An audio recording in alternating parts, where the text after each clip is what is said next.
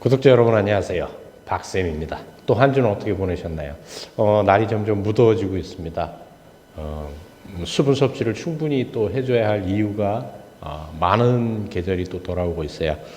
그 최근에 본 책 중에 하나가 나중에 기회 되면 그것도 제가 한번 풀어드릴 거지만 재밌는 게 알츠하이머가 걸리는 것도 수분 부족, 그러니까 수분 부족이 원인이라고 지금 과학적으로 밝혀지고 있습니다. 그렇다고 수분이 그 알츠하이머 다 요인은 아닌데 하여간 그 임파계가 잘 안 흘러서 그런 문제들이 생긴다는 게 또 최근 연구 결과 밝혀졌어요. 이게 14년, 15년 논문인가 이렇게 밝혀지고 있거든요. 그래서 역시 수분을 많이 섭취하는 게 건강에 도움이 되는 게 아닌가라고 다시 한번 또 강조를 드립니다. 그러면서 이제 지난주에 이어서 또 호메시스, 건강과 질병의 블랙박스 이 책을 이어서 풀어드리도록 하겠습니다. 오늘 13페이지, 그럼 낮은 농도가 높은 농도보다 해로울 수 있을까라고 얘기를 하는 거죠. 이 농도라고 하는 건 이제 화학물질 농도를 얘기를 하는 거니까 우리는 화학물질이라는 농도가 높으면 높을수록 더 해롭다고 고정관념을 가지고 있습니다. 그런 관점으로 본다면 POP가 당뇨병 발생에 있어서 비만보다 더 핵심적인 역할을 할 수 있다는 게 있다는 제 연구 결과는 치명적인 논리적 오류가 있어 보입니다. 그러나 낮은 농도가 높은 농도보다 더 해로울 수가 있다면 여러 가지 현상들이 설명 가능합니다라고 얘기를 합니다. 저 개인적으로 생각하는 건 그렇죠. 높은 농도면 우리 몸에 바로 사인이 오는데 그렇지 않다면 이제 서서히 오는 거죠. 서서히 오기 때문에 어쩌면 더 위험할 수 있어요. 왜? 축적되니까. 대부분 화학물질은 지용성이기 때문에 축적률이 높거든요. 많이 축적될수록 큰 위험에 시달릴 수 있는 거죠. 화학물질에 대한 노출은 우리 인체의 대사와 면역 체계의 혼란을 초래하고요. 당뇨병이란 인체 혈당의 항상성 조절에 실패한 질병이라고 볼 수 있는데요. 혈당치란 것도 결국은 우리 몸의 여러 가지 호르몬에 의해서 항상성이 유지되는 대표적인 예 중 하나죠. 결국 혼란스러워지는 거죠, 몸 자체가.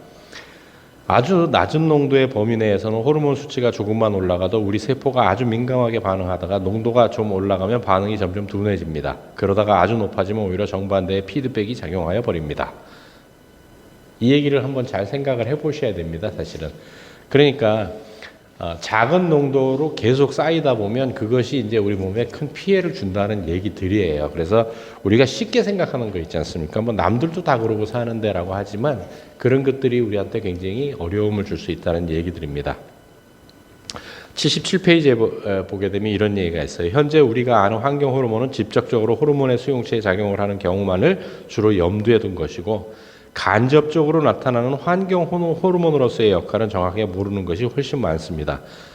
거기에다 비선형적인 용량 반응 관계가 있다면 이러한 혼합체의 최종 결론이 어떻게 될지는 아무도 예측할 수 없습니다. 제가 동영상에서도 여러 번 강조드린 말씀 중에 한 가지가 뭐냐면 칵테일 효과라는 거죠. 한 가지만 했을 때 어떤 문제가 온다 안 온다 그런 거를 떠나서 여러 개의 화학물질이 섞였을 때 그것들이 또 어떤 화학 반응을 일으킬지 아무도 모른다라는 거죠. 그게 사실은 더 무섭습니다. 그거를 이제 칵테일, 약에서도 마찬가지고 그게 칵테일 효과인데 그게 정말 무서운 거죠. 왜? 뭐로 변할지 아무도 모르는 거예요. 지금 이 박사님도 어떻게 될지 아무도 예측할 수가 없다지 않습니까? 그러니까 우리 몸에서는 더더욱 예측이 어려울 수 있는 거죠. 사회 전체적으로 이러한 환경 호르몬들이 복합적으로 작용하여 나타나는 질병들은 점차적으로 증가합니다.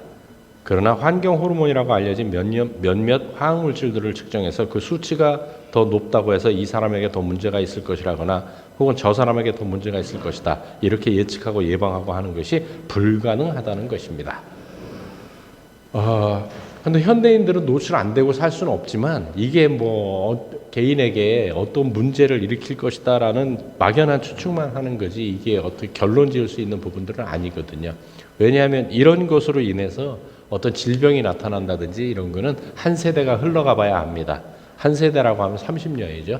30년 정도가 흘러가 봐야 어떤 결과가 나올지 이제 예측을 할 수 있는 거죠. 우리 몸에 존재하는 수많은 물질들 중 필요하지 않은 것이 없고 중요하지 않은 것이 없지만 이 글루타치온이라는 물질은 특히 더 중요합니다. 이제 글루타치온에 대한 얘기를 하는 건데 GGT를 언급하면서 이 물질은 우리 몸에 해로운 화학 물질들과 결합해서 세포 밖으로 나오게 하는 역할을 한다고 했는데요. 그 외에도 그 어떤 물질도 대사할 수 없는 아주 중요한 여러 가지 역할들을 합니다. 이 글루타치온이 장기적으로 부족 상태가 지속되면 우리 몸에는 백약이 무효인 총체적 난국이 발생합니다. 아주 낮은 농도의 POP에 장기적으로 노출되면 이러한 글루타치온의 만성적인 감소가 발생할 수 있습니다. 왜 그럴까요? 얘네들을 계속 희석시켜야 되거든요. 그럼 글루타치온을 많이 먹어야 되는데 과연 현대인들이 글루타치온을 얼마나 많이 먹고 또 혈관을 깨끗이 청소하는 것 중에 하나가 또 글루타치온이 하는 역할 중에 하나거든요. 이런 문제들이 생긴다라는 겁니다.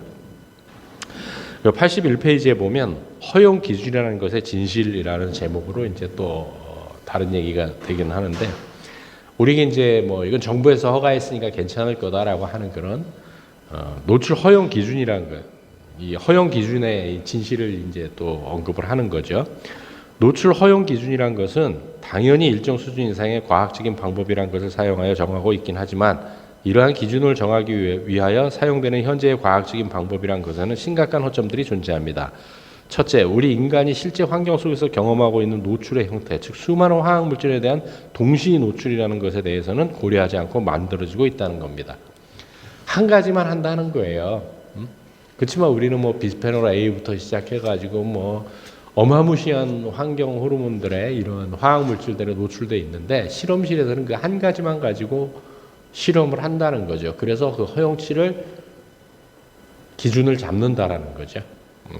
둘째, 허용 기준을 정할 때는 항상 선형적인 용량 반응 관계, 쉽게 말하면 높은 농도는 낮은 농도보다 높은 만큼 해롭다는 관계를 가정한다는 겁니다. 가정이 이제 되는 거죠. 이런 것들 때문에 어떻게 할 수가 없다라는 거죠. 정확한 기준을 잡을 수가 없다라는 거고요. 그러니까 이 박사님이 하고 싶은 얘기는 뭐냐면 허용 기준이라는 것이 우리가 생각하는 것만큼 안전한 기준은 아니다라고 말씀을 하시는 거예요. 화학물질의 노출과 이로 인한 문제는 선형적이지 않습니다. 선형적이지 않다라는 것은 그 과학적으로 했을 때처럼 그렇게 딱딱딱딱 나오지 않는다라는 얘기예요. 특히 우리 인체 내부에 존재하는 시스템과 미묘하게 상호작용을 하여 발생하는 문제들은 선형적이지 않습니다. 비선형적이자는 거죠. 어떤 돌발 상태가 벌어질지 모른다라는 거예요. 그 사람의 뭐 유전적인 이유나 뭐 여러 가지가 있겠죠. 85페이지에는 그러면 우리한테 희망이란 것이 있을까라는 제목으로 이제 얘기가 됩니다. 허용 기준이 우리 같은 사람들의 건강을 지켜줄 것이라고 생각하는 것은 그랬으면 참 좋겠다는 우리의 순진한 희망일 뿐이죠. 결론은 그렇게 얘기를 하십니다. 그래서 이제 호메시스 그 사기꾼들의 과학이라고 88페이지가 되는데 화학물질의 관점에서 호메시스가 의미하는 바를 이 책 제목이죠. 호메시스가 의미하는 바를 요약하면 아주 높은 농도의 화학물질에 노출되는 것은 당연히 해롭지만 독성을 일으킬 정도가 아닌 낮은 수준에서 노출되는 것은 오히려 건강에 이로울 수 있다는 겁니다. 보통 독성 화학물질에는 노출되지 않는 것이 가장 좋은 것이라고 생각하지만 호메시스의 관점에서 보면 전혀 노출되지 않는 것보다 어느 정도 노출되는 것이 더 건강에 좋다는 의미를 가지고 있죠. 여기는 진짜 안전한 그 농도라는 얘기인데 POP의 농도가 아주 낮은 범위에서 농도가 높을수록 위험층이 높아지고 조금 더 높은 범위로 올라가면 질병의 위험이 더 이상 높아지지 않거나 심지어는 낮아지기까지 하는 현상들이 보이는 겁니다. 이게 들쭉날쭉 한다는 거죠. 오히려 많으면 우리가 위험할 것 같지만 오히려 낮아지는 것도 있다라는 거죠. 이제 요즘은 또 이제 새롭게 호메시스 반응들이 나온다라는 얘기인데 94페이지에 보게 되면 호메시스가 작동하게 되면 그때부터 바로 내 세포 안에 있는 100명의 명의가 활동을 개시하는 순간이라고 보면 됩니다.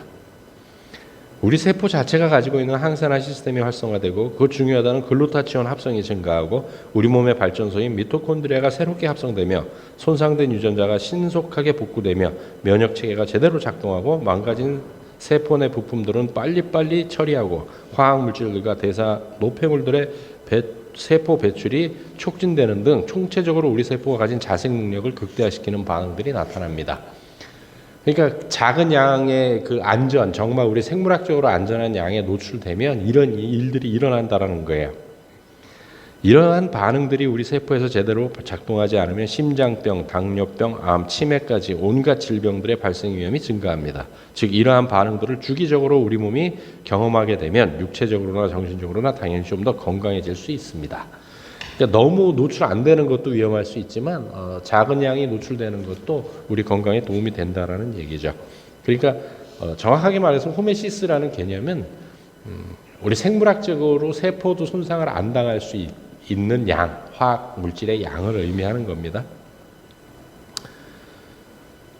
우리가 보통 아주 해롭다고 생각하는 화학물질이나 방사선도 그 용량에 따라서 호메시스 반응을 보일 수 있습니다. 왜 이런 것들이 들어오면 우리 몸은 이제 일단 비상사태가 되는 거거든요. 그 비상사태에서 몸은 탈출하기 위해서 항상성을 유지하기 위해서 이런 풀가동을 한다는 거죠. 그래서 이 양, 그러니까 호메시스 반응을 보일 수 있는 그 양까지 그게 가장 안전한 양이라는 얘기를 하는 거죠. 그래서 98페이지에 보게 되면 꼭 알아야 하는 호메시스 작동 방법 하는 게 해갖고 이제 그러면은 이렇게 좋다는 호메시스 작용을 일으키는 법은 뭐가 있을까 해갖고 첫 번째가 적게 먹기입니다. 호메시스 반응을 생체 내에서 유도할 수 있는 방법으로 가장 많은 연구가 되었던 것이 바로 소식입니다.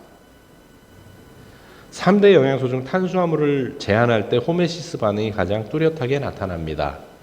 그러니까 항상 그렇잖아요. 건강하게 살려면 위장의 70%만 채워라라고 하는 것이 그냥 나온 얘기들이 아닌 거죠. 칼로리를 제한할 경우 가장 뚜렷하게 나타나는 호메시스 반응은 자가 포식입니다. 우리 몸의 생존에 꼭 필요한 에너지를 만들어낼 수 있는 재료 공급이 부족해지면 우리 세포는 그 안에 존재하는 부속품들, 즉 망가진 부속품들을 신속히 분해해서 에너지를 만들기 시작합니다. 그러니까 결국은 망가진 세포를 재활용한다는 얘기인 거죠. 망가진 세포를 없애서 그걸로 재료를 또 만들어 나가는 거죠. 대단한 거죠, 우리 인체는. 그리고 이제 두 번째 가기 전에 102페이지에 나이가 들어가면 인체 대사율이 낮아지기 때문에 젊은 시절처럼 먹으면 서서히 체중이 증가하게 됩니다. 즉 현재 체중을 유지하기 위해서 식사량을 전체적으로 줄여야 하는 상황이죠. 그러니까 나이 먹을수록 약간 음식의 양을 줄여야 되는 게 정설입니다. 이 정도로만 해도 충분합니다. 노인이 되어 체중 감소를 목표로 소식을 하게 되면 단기간에 누릴 수 있는 장점보다 POP가 혈중으로 흘러나와서 장기적으로 나타나는 문제가 더 클 가능성이 큽니다. 그리고 나이가 또 먹어서 너무 마르면 또 빈티나 보이거든요. 그러니까 적당한 살을 유지하기 위해서 지방으로 자꾸 축적을 하는 거고 이런 화학물질들이나 이런 것들은 다 지용성이기 때문에 몸에 축적하기 위해서도 적당한 지방을 가지는 것이 상당히 도움이 됩니다. 첫 번째는 그래서 호메시스를 그 방법을 작동시키는 방법이 소식이고 두 번째는 간헐적 단식을 얘기를 합니다. 원래 인간들은 먹을 것이 부족한 상태에서 생존해왔기 때문에 원하지 않는다 하더라도 저절로 간헐적 단식을 할 수밖에 없었죠. 간헐적 단식은 구석기 시대 원시인들의 식습관 패턴과 흡사하게 닮았는데요. 사냥과 수렵으로 살아가던 그 시대에는 먹을 수 있을 때 양껏 먹고 다음 먹을 거리가 구해질 때까지는 공복으로 지낼 수밖에 없었죠. 그러므로 우리 인체는 간헐적 단식에 가장 적합하도록 진화해 왔다고 봅니다. 확실한 식사와 확실한 단식이 있는 상태에서 우리 세포가 제일 적절하게 작동한다는 거죠. 사실은 기아 상태를 느끼게 되면 우리 몸을 다 뜯어 고치는 게 우리 세포거든요. 그러니까 이 박사님도 이 얘기를 하시는 거죠. 간헐적 단식을 해라, 소식을 해라, 간헐적 단식을 해라. 간헐적 단식을 통해서 공복 시간을 길게 가질수록 담즙을 충분히 모아둘 만한 시간을 벌 수 있다는 중요한 장점이 있죠. 그런 관점에서 볼 때 일주일 중 하루 단식을 하는 간헐적 단식보다는 매일 16시간씩 하는 간헐적 단식이 더 도움이 될 겁니다. 자, 16시간씩 단식을 하려면 잘 생각해 보십시오. 하루 3끼 먹어갖고 그럼 16시간 단식이 되겠습니까? 그래서 좀 적게 먹을 필요가 있습니다. 현대인들은 너무 많이 먹어서 병들이 생기거든요. 저희 어릴 때만 해도 못 먹어서 생긴 병들이 많았어요. 그래서 아프면 뭔가를 먹으면 나았거든요. 그래서 보약이란 개념도 있었던 것이죠. 그런데 지금은 어때요? 너무 많이 먹어서 생기는 질병들이 너무 많거든요. 또 친절하게 이런 얘기도 적어 놓으셨어요. 조금씩 자주 먹는 식습관이 더 좋다는 이야기도 있습니다. 하루 3끼가 아니라 양을 나눠서 5번 혹은 6번을 먹는 거죠. 소화 기능이 좋지 않은 사람들에게 잠시 사용할 수 있을지는 모르겠습니다만 호메시스의 관점에서도 POP의 배출의 관점에서도 그리 바람직한 식습관은 아닌 것으로 생각됩니다. 건강상 문제로 불가피하게 조금씩 자주 먹어야 하는 분들도 기름 성분이 포함된 음식은 몰아서 먹어주는 것이 좋습니다. 화학 성분은 틴육이라 그랬죠. 그래서 좀 가둬놓을 필요가 있다는 거죠. 예, 가둬놓고 하면 우리 세포들이 필요할 때 또 끌어다 쓸 수 있기 때문에 이런 얘기들을 하는 겁니다. 그럼 호메시스가 작동할 수 있는 세 번째 기절은 뭐냐면 운동, 가장 안전하고 효과적인 방법이라고 얘기를 했습니다. 그래서 107페이지에 운동이라는 것의 속성상 누군가의 지시에 의하여 강제로 해야 하는 상황이 아니라면 대부분 사람들은 자기 스스로 견딜만 할 정도로 하지 자신의 한계를 벗어날 정도의 운동을 하는 경우는 거의 없습니다. 그리고 운동은 호메시스를 자극하는 역할 외에도 화학물질의 배출이라는 측면에서 아주 중요한 의미가 있습니다. 혈액과 림프의 순환을 적극적으로 도와주기 때문이죠. 림프의 순환이 되게 중요합니다. 제가 강의를 하면서도 학생들한테도 그렇고 일반인 상대로 강의를 할 때도 그런 얘기를 많이 물어봅니다. 특히 여성분들한테 화장을 하는 게 중요합니까? 지우는 게 중요합니까? 물어보면 100% 얘기를 해요. 지우는 게 중요하다고. 그럼 이어서 바로 질문을 하거든요. 그럼 먹는 게 중요합니까? 싸는 게 중요합니까? 대답은 하세요. 싸는 게 중요하다고. 그런데 하루에 몇 번 싸십니까? 하면 2, 3일에 한 번 싼다고 하죠. 그것이 안 도는 거죠. 순환이 안 되는 거죠. 먹기는 하루에 3끼에다 간식까지 합치면 4, 5끼를 먹는데 2, 3일에 한 번 배변을 한다는 것은 여러 가지 문제들이 심각하게 생기는 거죠. 자, 108페이지에 아주 중요한 얘기가 나옵니다. 우리 세포의 입장에서 볼 때 림프액을 순환시켜주는 것은 혈액순환만큼이나 중요합니다. 자, 혈액, 심혈관계는 상수도고 림프는 하수구입니다. 둘 다 원활히 돌아가야 되는 거죠. 우리 몸에서 순환계 하면 심혈관계와 임파계입니다. 순환계가 안 돌아가면 문제가 생기는 거죠. 이놈들은 빨리빨리 처리해주지 않으면 우리 세포가 계속 노폐물로 가득 찬 하수종말 처리장에 잠겨있는 형국이 되니까요. 그리고 림프계는 모든 면역세포가 이용하는 기본적인 순환기관이기 때문에 순조로운 림프의 흐름은 강한 면역계를 가지는데 필수적인 요인이기도 합니다. 뿐만 아니라 소장에서 음식물을 소화시킬 때 다른 영양소와는 달리 지방은 림프관을 통하여 흡수됩니다. 지방을 오염시키는 POP와 같은 물질도 림프관을 통하여 흡수되고요. 즉 림프관은 지방을 오염시키는 화학물질과는 뗄래야 뗄 수 없는 관계입니다. 그래서 림프가 깨끗하면은 그런 사람들은 암이나 이런 질병에 잘 안 걸립니다. 사실은. 인체의 림프 순환을 시키는 가장 효과적인 방법이 바로 근육의 수축과 이완 그리고 호흡시 주기적인 흉곽내 음압입니다. 그렇기 때문에 림프액의 순환을 위해서는 근육을 움직이는 운동이 핵심입니다. 라고 얘기를 합니다. 네 번째가 파이토케미칼, 운동과 짝을 이루면 최고. 파이토케미칼을 많이 섭취하라는 거죠. 파이토케미칼이란 이제 설명을 또 친절하게 해주세요. 과일과 채소의 빨주, 노초, 파남보의 현란한 색깔을 책임지고 독특한 풍미를 만드는 식물들이 만들어내는 화학물질들의 통칭으로 자연이 만들어내는 화학물질의 대표적인 예입니다. 라고 합니다. 그런데 왜 파이토케미칼이라고 이름을 뭉뚱그려 지었느냐? 아직 과학적으로 그걸 밝혀지지 못했기 때문에 그냥 그렇게 뭉뚱그려서 파이토케미칼이라고 이름을 지어놓은 거죠. 식물성 식물의 파이토케미칼은 주로 열매의 껍질, 이 뿌리 같은 곳에 집중되어 있습니다. 근데 우리는 껍질과 잎과 뿌리를 어떻게 해요? 다 버리고 먹죠. 그거를 먹어야 됩니다. 그리고 제가 POP 배출에 중요하다고 앞서 강조한 식이섬유들도 이런 부위에 존재하죠.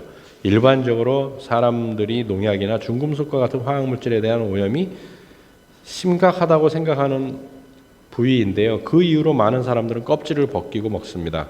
그러나 이런 식으로 식물성 식품을 먹는 것은 아무리 많이 먹어도 큰 의미가 없어요. 비록 농약과 중금속에 오염되었다 하더라도 건강하다면 껍질째, 통째로 식물성 식품들을 먹어주도록 노력하셔야 합니다.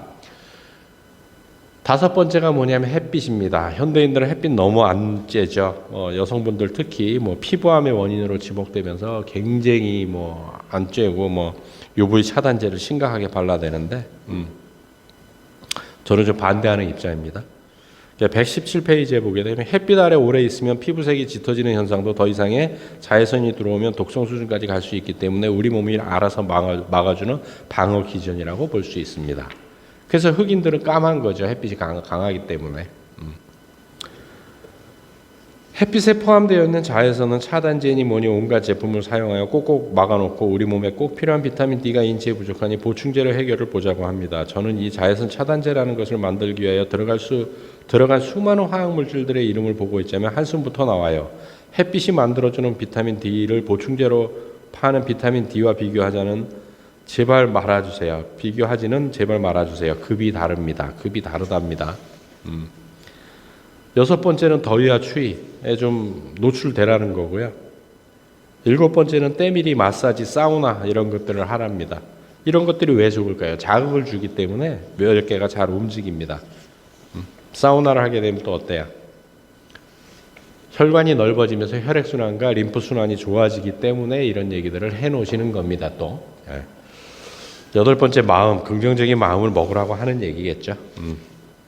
이런 일들이 쭉. 아홉 번째는 그럼 난 어떤 스트레스를 이용할까? 스트레스도 좋게 생각을 하시라는 얘기예요. 뭐 그렇게 하다 보니까 또 훌쩍 20분이 지나버렸네요. 또 너무 길면 또 지루하시고 구독들도 잘 끝까지 다 하시는 분들이 별로 드물더라고요. 그래서 시간을 더 줄여야 되나 고민 중인데 어쨌든 간에 또 건강한 한 주 되시고 이런 것들을 또 잘 하시려면 두 가지 순환계를 잘 돌려야 됩니다. 그 두 군데 심혈관계의 임파계를 잘 돌릴 수 있는 게 수분입니다. 땀을 많이 흘리시고 수분만 섭취하시면 안 되고 소진되는 미네랄도 같이 섭취하셔서 건강한 또 한 주 보내시기를 기원드립니다. 다음 주에 뵙도록 하겠습니다.